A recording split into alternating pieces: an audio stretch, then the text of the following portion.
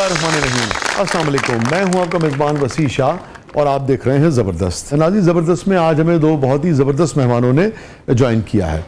जो हमारी पहली मेहमान है ये उनमें से एक हैं जिनके बारे में आपकी बहुत ही ज़्यादा फरमाइशें जो है वो हमेशा हमें मौसूल होती रही हैं और हमारी भी यही ख्वाहिश रही है कि आपकी फरमाइशों की जल्द से जल्द जो है वो तामील की जाए। मसला ये है कि मौसूफ़ा जो है उनकी मसरूफ़ियत जो है वो बहुत शदीद होती है और आपको इनकी मसरूफ़ियत का अंदाज़ा जो है वो इनके नाम से ही हो जाएगा, क्योंकि इनका नाम ऐसा है कि नाम और मसरूफ़ियत जो है वो साथ साथ जुड़ी हुई हैं। हमारे साथ मौजूद हैं one and only Hina Nasrullah साहब। सना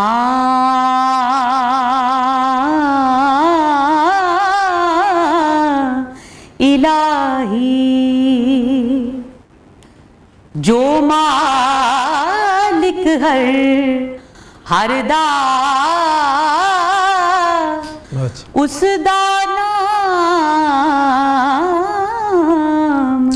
चितारन वाला किसे मैदान ना हर दा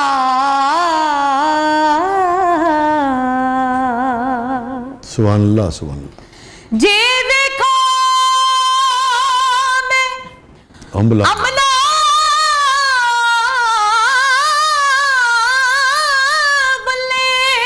कुछ नहीं मेरे पल्ले, कुछ नहीं मेरे पल्ले, जे देखा तेरी रहमत वल्ले ते बल्ले बल्ले बल्ले एक गुनाह मेरा माँ पे देखे ते दे देश निकाला लख गुना मेरा अल्लाह वेखे ऊपर दे पावन वाला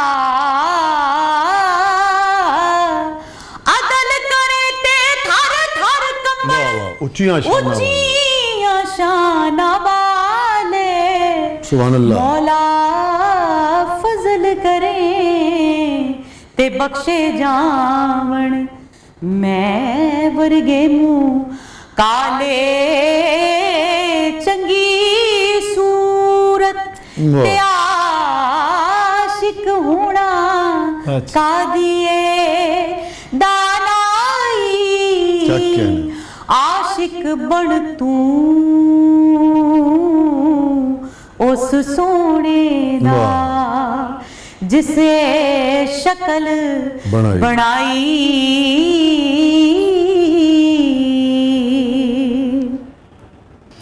ते फंस गई जान शिकंजे अंदर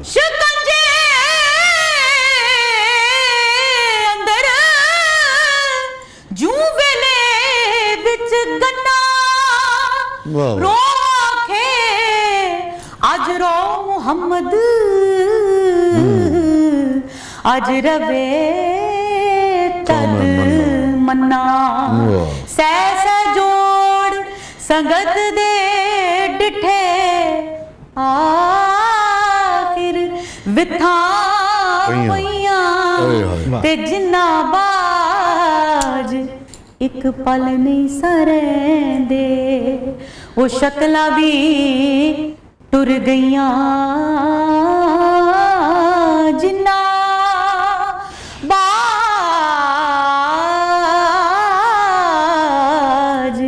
एक पल नहीं सरेंदे वो शक्ला भी टुर गईयां सदा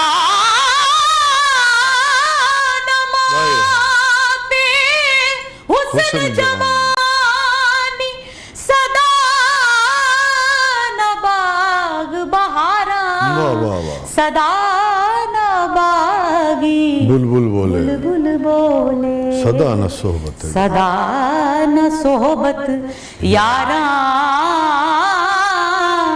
बेली बेली वाह वाह वाह सब जग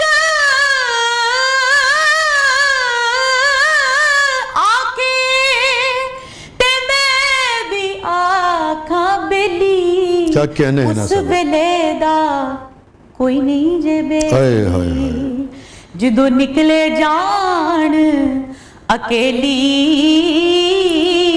ते तू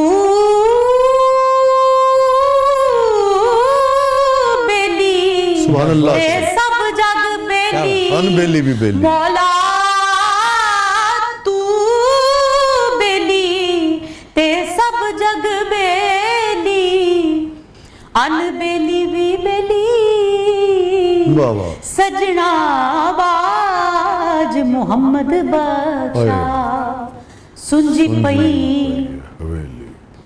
हवेली,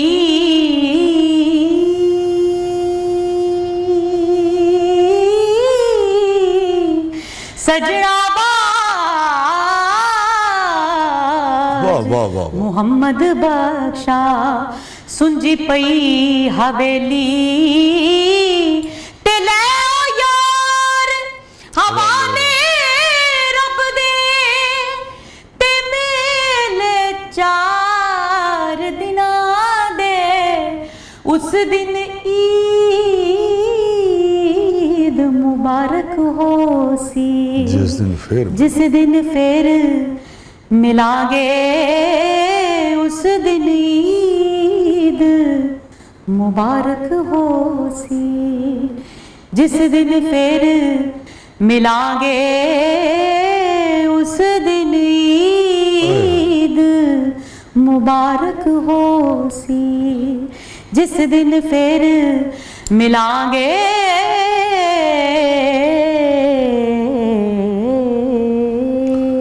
सुभान अल्लाह, सुभान अल्लाह, जज़ाक अल्लाह, जज़ाक अल्लाह। क्या कहने, क्या कहने। बहुत शुक्रिया, बहुत शुक्रिया। और नाज़रीन, ये हैं Hina Nasrallah.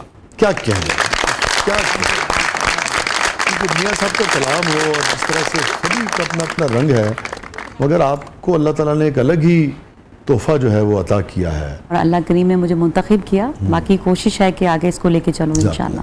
Thank you so much Hina, आपने वक्त निकाला, आप तशरीफ लाई, बहुत बहुत शुक्रिया। बहुत शुक्रिया आपका, बहुत शुक्रिया, आपने इतनी मोहब्बत से बुलाया और इतने अच्छे तरीके से मुझे याद किया और तारुफ करवाया। Thank you, thank you so much. आप अच्छी तरह जानती हैं कि अब सारी दुनिया आपकी कदरदान है और मैं आपको बड़ा एहतराम करता हूं। आपका प्रोग्राम बहुत अच्छा है और मैं हर एपिसोड बड़े शौक से। Thank you so much, thank you so much. और लोगों को वो बात कम पता है जैसे मुझे और आपको पता है, बॉल टाउन वाली है ना। जी जी जी, बिल्कुल बिल्कुल, आपको याद है अभी तक? मुझे तो बिल्कुल याद है, मुझे इसलिए याद है कि मैं वो जगह जगह कहता फिरता हूँ।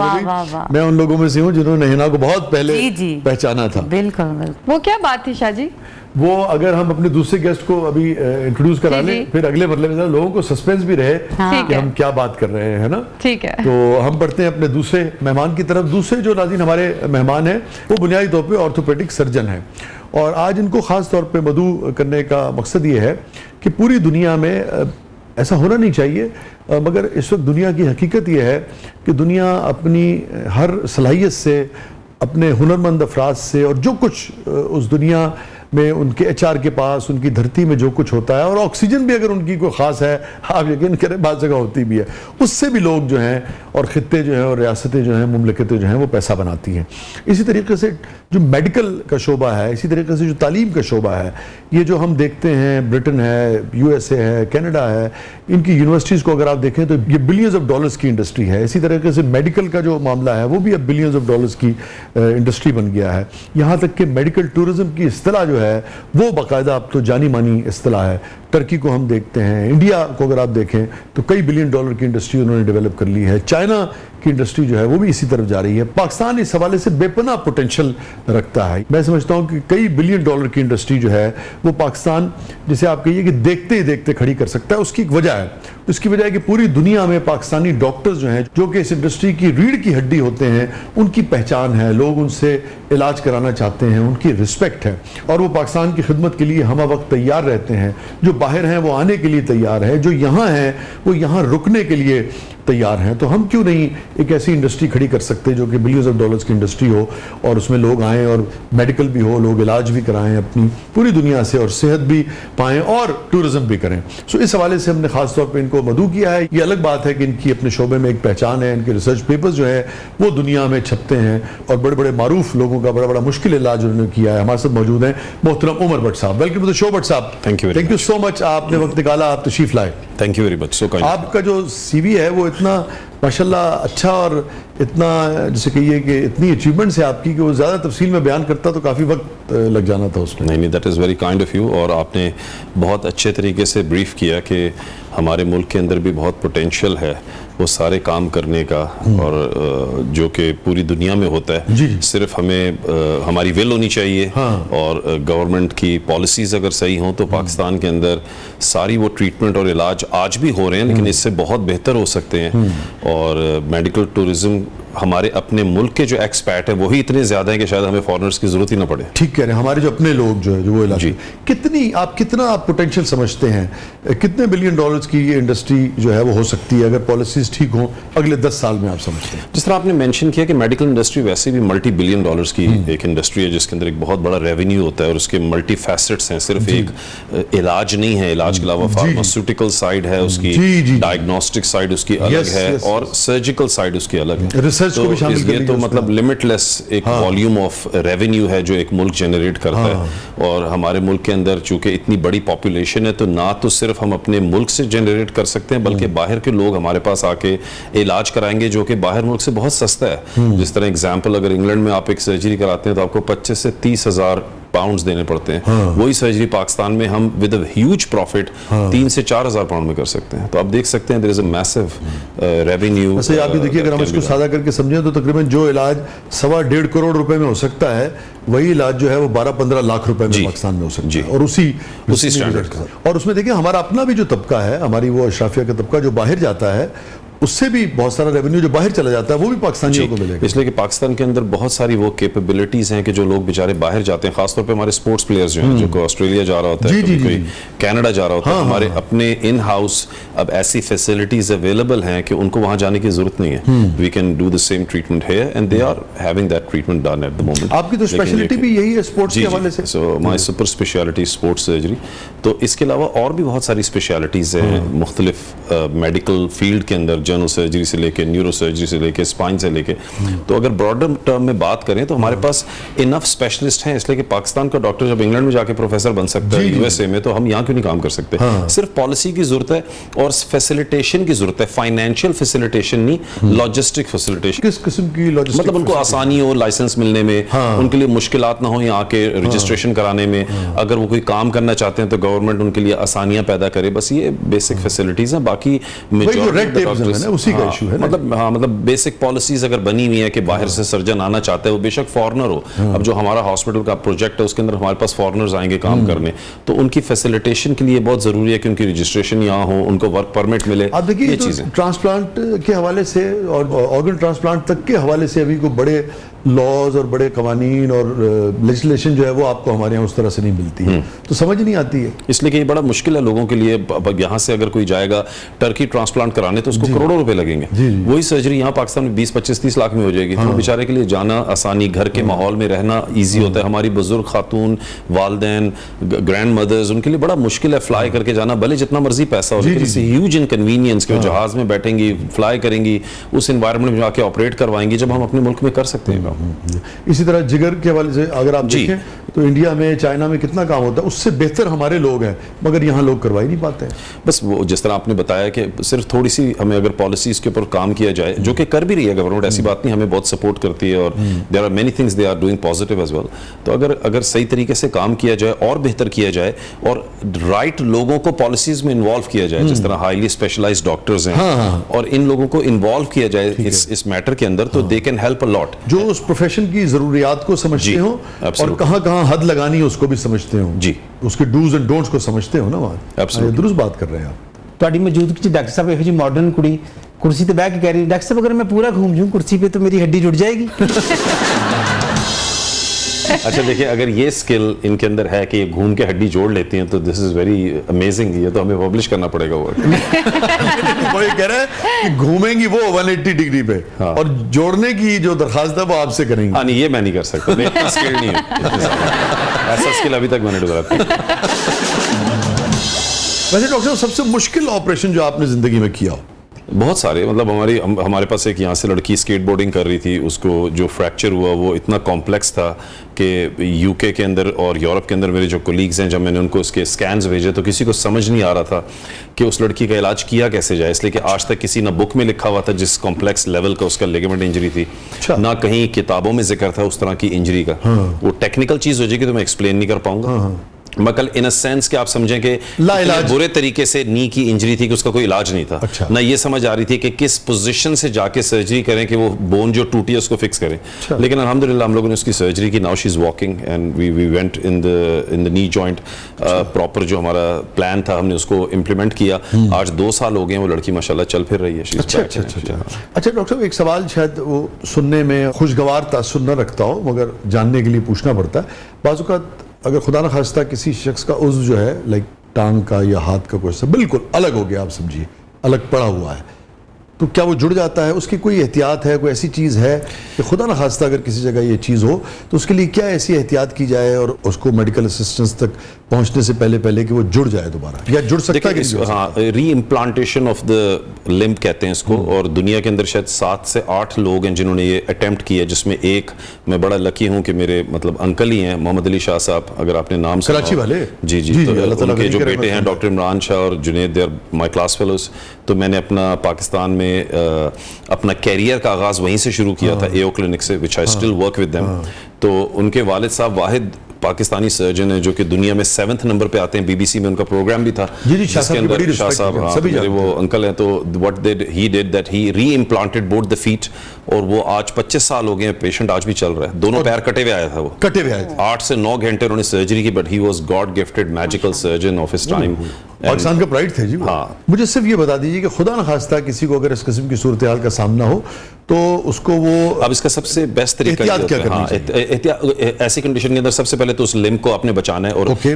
बर्फ की थैली के अंदर डालना है, ठीक है। लपेटना है और उस पेशेंट को जल्द से जल्द ट्रांसपोर्ट करना है। एम्बुलेंस वाले करेंगे, ठीक इसलिए कि जितना ज्यादा आप उसको कोल्ड में रखेंगे उतना चांसेस होगा उसको ओके। दोबारा री इम्प्लांट करने में। ओके। लेकिन उसके लिए एक पूरी टीम चाहिए होती है। आपके पास एक ऑर्थोपेडिक सर्जन, एक न्यूरो प्लास्टिक सर्जन और एक वैस्कुलर सर्जन का होना जरूरी है, जी, इसलिए जी, कि सब जिसकी vessels है ना multidisciplinary, सारी और सारा। वरना ये बड़ा मुश्किल हो जाता ठीक है। लेकिन दुनिया में इसके बारे में अब आहिस्ता आहिस्ता टेक्नोलॉजीज इतनी एडवांस हो गई हैं कि we do manage to put it back in. अच्छा, माशाल्लाह माशाल्लाह। मगर बुनियादी तौर पे आम आदमी के लिए कि खुदा न खास्ता ऐसी सूरत हाल हो तो फौरी तौर पे बर्फ में आप उसे थैले में रखें उसको और फिर डाल के अपने लिम्ब को जो भी हॉस्पिटल जाइए। ऑर्गन पैर का अंगूठा है या जो उंगली भी है है। या हाथ है तो उसको आपको उसके लिए ट्रांसपोर्ट करना पड़ेगा Great. अर्जेंटली।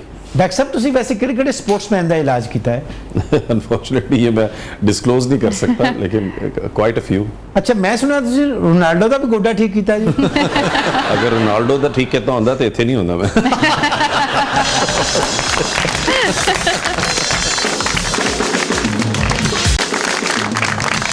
वेलकम बैक नाज़रीन, ज़बरदस्त में एक बार फिर खुशामदीद। फातिमा साहब, क्या है प्रोग्राम किस पर लेना? जी शाह जी, अब हमारे सेगमेंट का नाम है पब्लिक सब जानती है। तो आज देखते हैं कि आज के मेहमानों से पब्लिक मजीद क्या जानना चाहती है।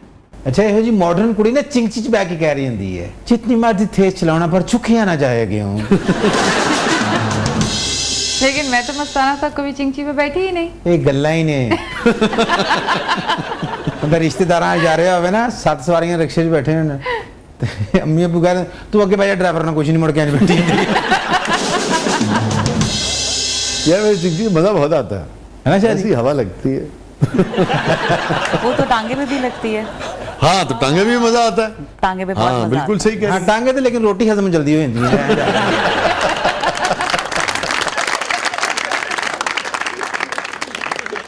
कि मेरे ख्याल में लाहौर में टांगे चलने चाहिए।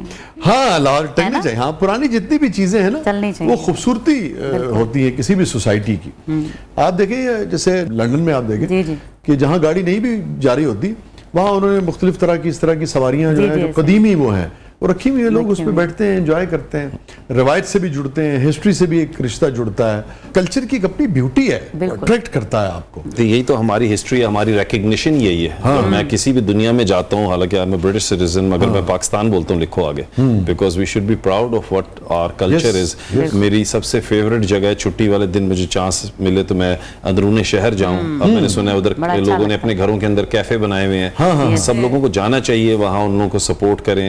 आप अंदरूनी शहर वो जो गेट है उसके थ्रू वॉक करें, अपनी खूबसूरत इनहेरिटेंस को देखें, कल्चर को देखें। इतनी खूबसूरती है हमारे मुल्क में, इतनी ब्यूटी है नॉर्दर्न से लेके अपने शहर के अंदर, कि हमें अपने लोगों को सपोर्ट करना चाहिए Yes, इसका। ये जिस शहर में इस वक्त हम ये प्रोग्राम कर रहे हैं, कई हजार साल की तारीख है इस शहर की। अब आप देखें ना, पिरामिड्स आप गए होंगे लाजमी, जी। कुछ भी नहीं है वहाँ, सिर्फ डेजर्ट है और पिरामिड्स हैं, लेकिन लाखों लोग जाके देखते हैं हमारे कुछ भी मुल्क तो के खैर अंदर। नहीं है सर, वो पिरामिड्स हैं। In a sense other point of view से कह रहा हूँ कि अगर आप जाके देखें तो जो वहाँ जदीद इमारतों के वहाँ हवाले से कोई कुछ आपको नहीं। फैसिलिटी नहीं मिलेगी ना, वहाँ जी, कोई हाँ। वॉशरूम्स हैं ना कुछ ऐसा, सिर्फ एक जगह है जो देखनी है, लेकिन उन्होंने उसको किस तरह ग्लोरीफाई किया।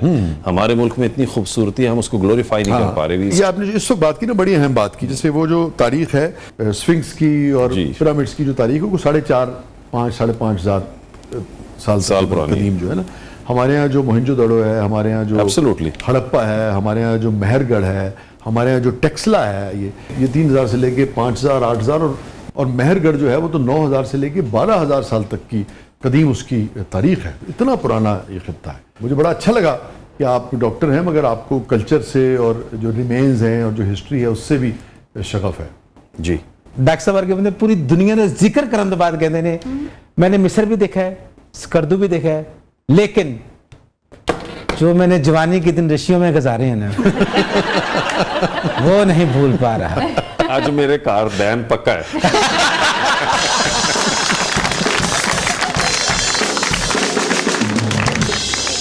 जी,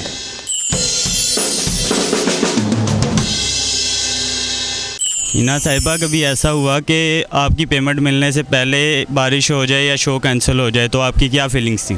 फिर प्रमोटर ਨੂੰ ਲੱਭਦੇ ਫਿਰਦੇ ਹੁੰਦੇ ਨੇ।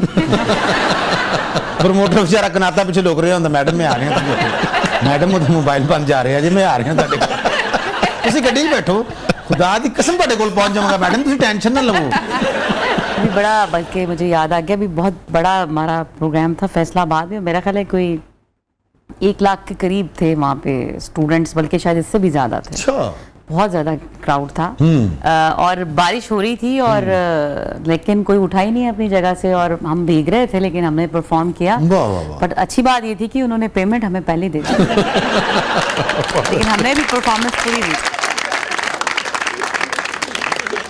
पेमेंट पहले ना ਲਈ ਹੁੰਦੀ ਤੁਸੀਂ ਬਾਰਿਸ਼ 'ਚ ਗੱਡੀ ਮੋੜ ਲੈਣੀ, ਮੋੜੋ।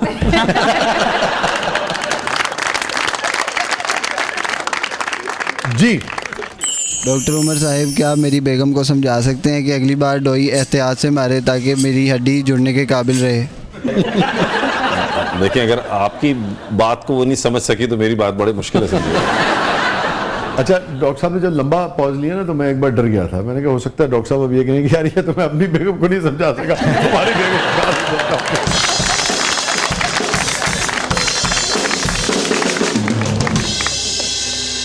हिना साहिबा, कुछ सुना दीजिए। मैं को जी मेरा दिल बर सोना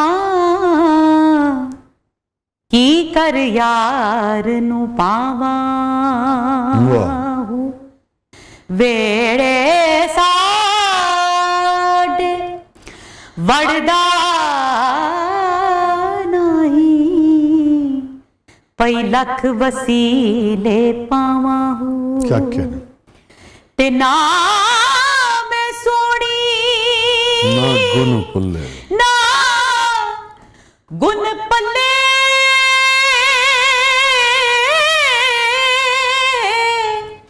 ते मैं कीवे यार मनावा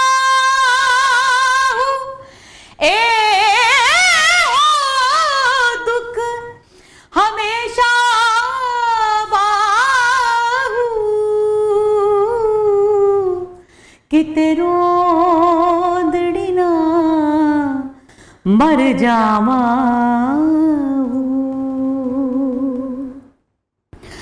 रब जानदा दिलां दे हाल नू रब जानदा दिलां दे हाल नू रब जानदा दिलां दे हाल नू रब जानदा दिलां दे हाल नू तू जाके भुल गए तू जाके भुल गए मेरे ख्याल नू रब जानदा दिलां दे हाल नू रब जानदा दिलां दे हाल नू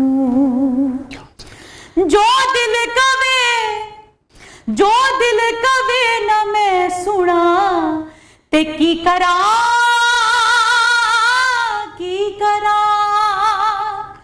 जो दिल कवे न मैं सुना ते की करा कोई जवाब दे मेरे सवाल नू रब जानदा दिलां दे हाल नू रब जानदा दिलां दे हाल नू तू जाके भुल गए मेरे ख्याल नू रब जानदा दिलां दे हाल नू। वाह वाह वाह वाह, सुभान अल्लाह। क्या कहने। एक बार फिर खुशामदीद, हमारे साथ मौजूद है हिना नसरुल्लाह साहिबा। हिना साहिबा, ये फरमाइए, हमारा सेगमेंट है कैथारसिस।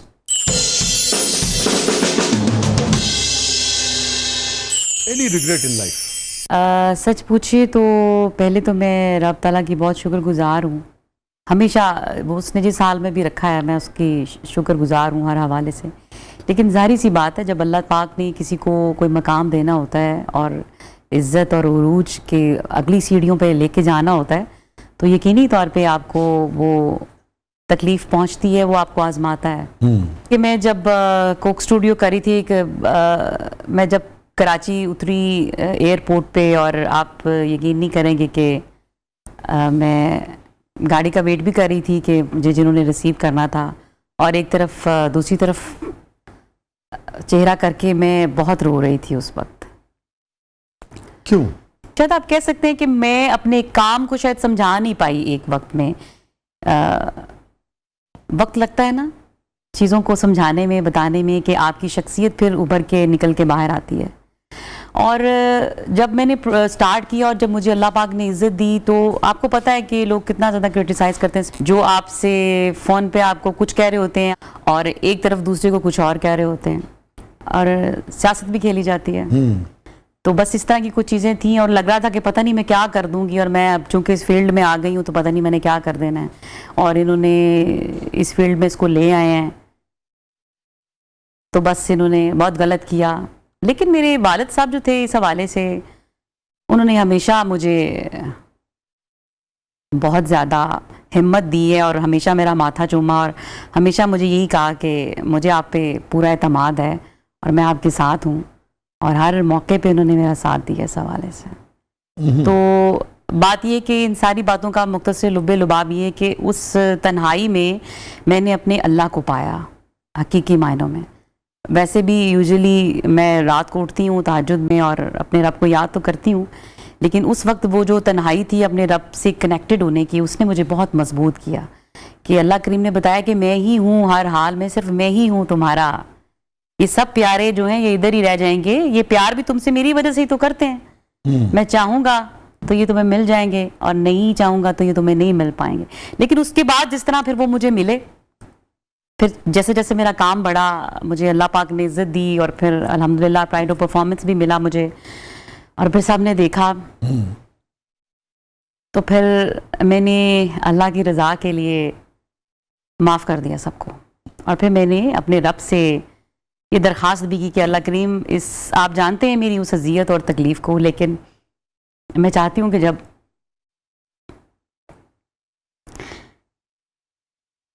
आप मेरा हिसाब लें तो याद रखिएगा कि मैंने माफ़ किया था सबको।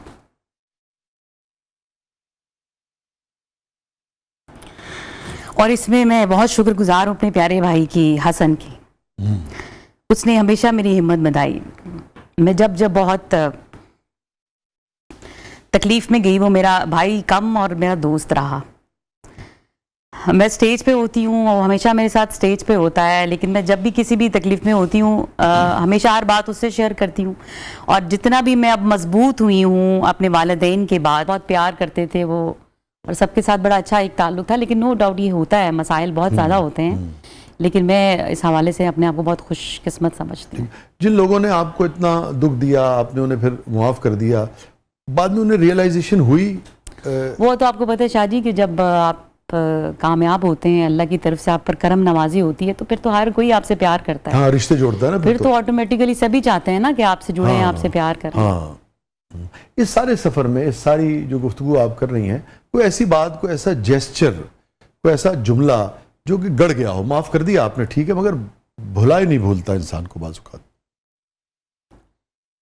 बहुत सारी हैं ऐसी चीज़ें, लेकिन मैंने कहा कि मैं इस हवाले से लकी रही हूँ कि अम्मी अब्बा की और भाइयों की मेरे बहुत स्ट्रॉन्ग रही है बाउंड्री मेरे करीब।